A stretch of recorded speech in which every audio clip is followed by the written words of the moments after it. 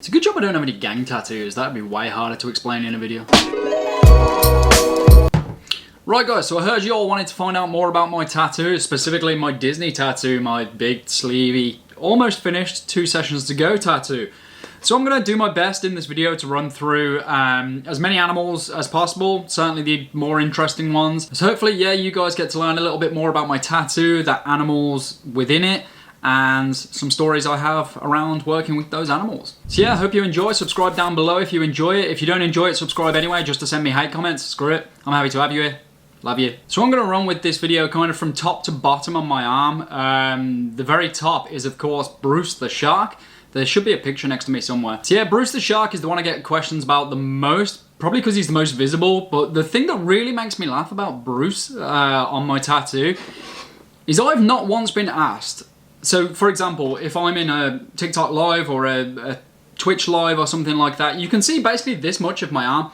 I think you can see that on screen now. You can see about this much of my arm. You can see basically a fin and maybe a hint of a smile. Not once has anyone asked me if I have a shark tattoo. Not once. Every single time it's, do you have a Bruce from Finding Nemo tattoo? So yeah, sharks have been something I've worked with for a long time. They were actually one of the first animals I ever worked with before I even got paid to work with animals. I worked with them on a voluntary basis. Voluntary? On a voluntary basis.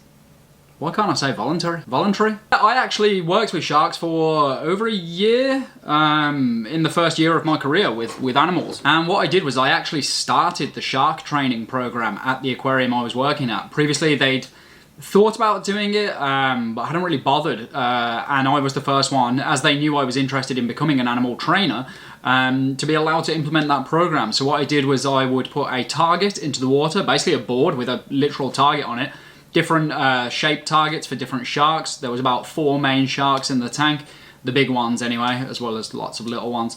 And yeah, the sharks were being trained basically to recognize their shape, come up, boop their snoot on the target, and they would get fed in return. This was to reduce aggression at feeding times and stop sharks fighting over food, and make things safer for any divers that were in the tank with the sharks with food. So yeah, it was a very easy way to not only feed the sharks individually, but also give them a quick visual medical inspection as well, which are always the best kind of trained behaviours, ones that help you medically. Next up on the list is Crush, and don't worry, I won't go through every animal on my sleeve in this video, otherwise we'd be here for probably about 2 hours, although I know some of you may want that. So again, turtles are an animal I've worked with for a very long time. I actually had a pet turtle when I was younger called Iggy. Much smaller than Crush, much smaller than some of the big turtles I've worked with over the years as well. I guess the most interesting story around turtles that I've worked with was, some of you know I lived out in Abu Dhabi for a while, and Dubai, basically in the UAE. But the first day I moved out to the UAE, we were out on the water in a boat, observing some wild populations of dolphins, and we came across a stranded sea turtle. It was just floating at the top. It was very unwell, and it was massively dehydrated. We actually took it in. We had a rehab facility at the place where I worked, and we rehabbed the turtle and we brought it back to health. So yeah, not bad for a first day on the job, I guess. Saved an endangered sea turtle. I'm going to skip down a little bit past Nemo and Dory and land on Mr. Ray. So stingrays are in my top 5 favourite animals. Some of you already know this. And there's a very specific reason for that.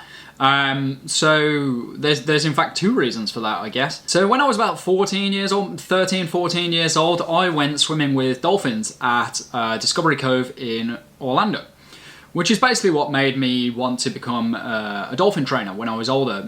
In combination with SeaWorld, that's what made me want to be a dolphin trainer.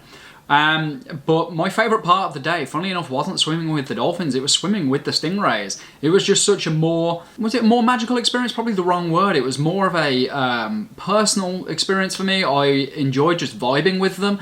The dolphin swim was, while it was amazing and obviously inspired me to go on to be a dolphin trainer in my career, it was very structured. It was formulaic. It was, you do this, then this, then this, then this.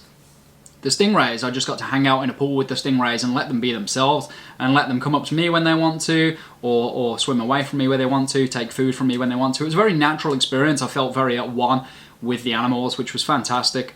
And years later, when I was at university, I actually went on to work with stingrays professionally in my final year of university and write my dissertation on 2 species of stingrays. which was one of the most wonderful years of my life. Despite some very personal hardships I was going through at the time, that became a very happy place for me where I could just focus on and work with these animals, and it gave me serenity in a time where my mind was very, very troubled. Just below Mr. Ray, we have Hank the octopus. I went back and forth on Hank, actually, as part of this tattoo. I had two octopuses to choose from. It was either Hank or Pearl from Finding Nemo. In the end, I rewatched Finding Dory and found Hank to be a great character, so I chose him in the end. I mainly chose Hank because the octopuses I have worked with, I've worked with 2 or 3, had very, very, very distinct personalities. Each one different, each one very different. And I felt Hank, you got to see more of his personality than you did with Pearl, so that's why I chose Hank for this tattoo. But as for stories working with octopuses, yeah, some of you know this, octopuses are the only animal I am utterly terrified of. They scare the crap out of me. They are wonderful, wonderful, intelligent, beautiful creatures, but they are terrifying.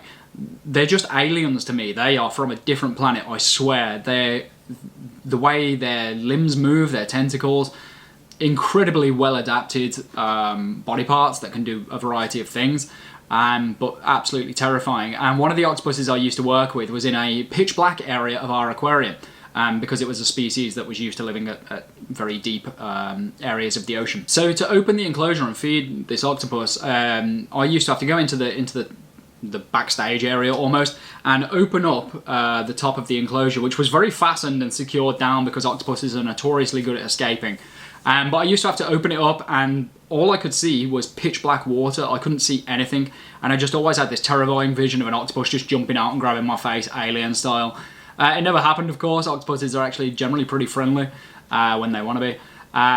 But yeah, it was a pretty horrible time of day when I was working at that aquarium. I didn't enjoy feeding the octopus now. Okay, moving on to the lower half of my arm and actually around my elbow. This animal was one of 2 of the most painful animals in this tattoo to have done.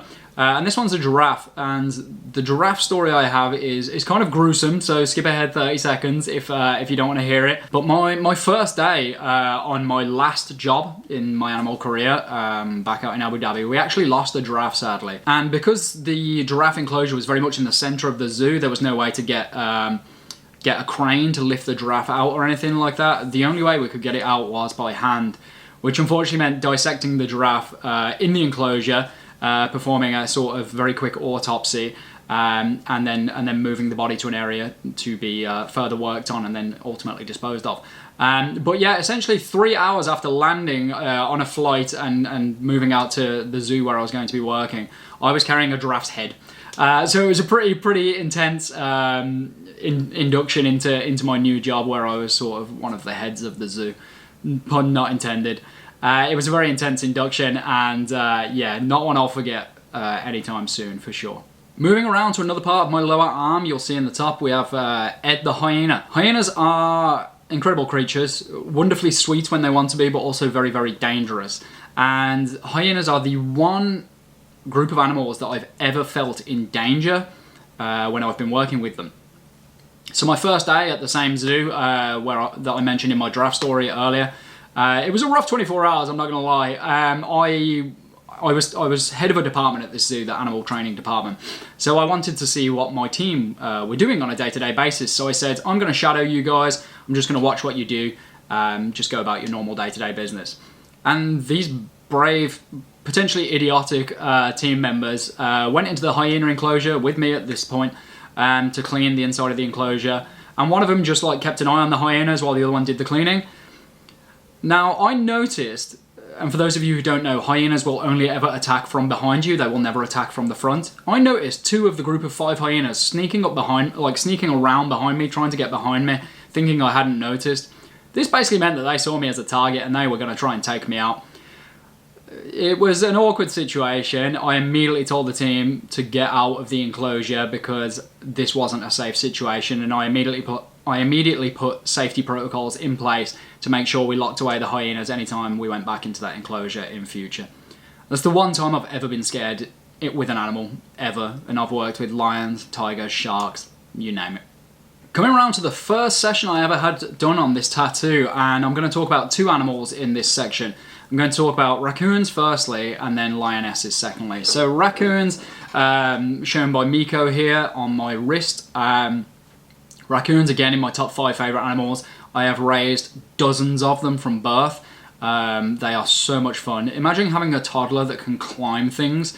Yeah, toddlers can maybe stand up and grab a chest of drawers or something. But imagine one that can climb your curtains 12 feet in the air. Yeah, and then you've got a raccoon. They are insane animals. They are absolute lunatics. They are so much fun. And they make really funny noises when they're just playing or just doing the wild things they do on a day-to-day basis. I really love them.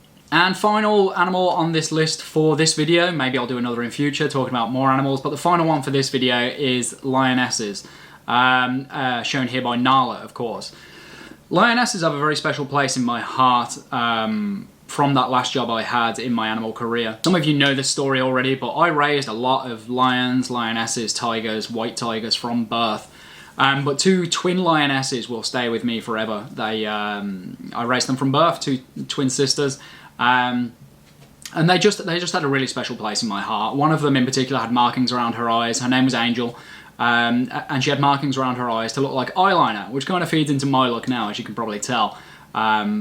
Yeah, we just had a very special bond, and I spent a lot of time with them. They lived with me, and yeah, they'll be in my heart forever.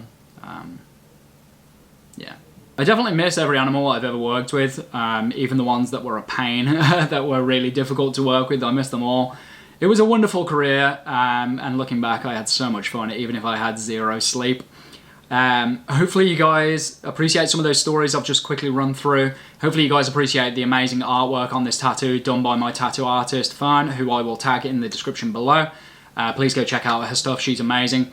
I have some more work to go on this tattoo, as you can probably tell, about 2-3 more sessions, and I'm sure I'll do another video once those sessions are done where I update you guys on the new animals, as well as some stories about any you're curious about. So yeah, if there is any animals already on my tattoo that you're curious about or want a story about, please let me know down in the comments.